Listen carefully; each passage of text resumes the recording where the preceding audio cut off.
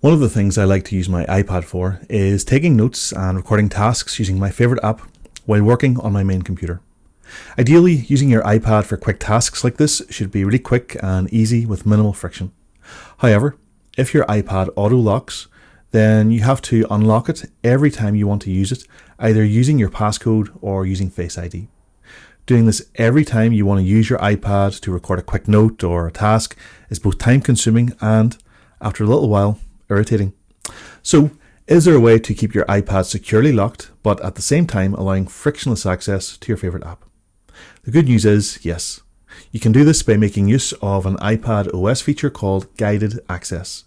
This feature allows you to lock your iPad to show only a single app, while not requiring you to use your passcode or Face ID when you go to use that app. To make use of the Guided Access feature, first of all, enable it by going to Settings, Accessibility, and turning on the Guided Access feature using the toggle switch. You can also use this screen to set a guided access passcode and to enable the use of Face ID to end guided access. You can also use this screen to control how long the display auto lock feature is set to. Once you've enabled the guided access feature, the next step is to try it out. So, start your favorite app that you want to access even when your iPad is locked. You turn on guided access by clicking on the iPad top button 3 times in quick succession. The first time you use it, it'll ask you for the guided access passcode. This is used to take your iPad out of guided access mode. Enter your desired guided access passcode twice, but remember, this guided access passcode is different to your main iPad passcode, so it's important to remember it, otherwise you're going to get yourself locked out. Once you've entered guided access mode, you can only use the app that was running at the time guided access was started.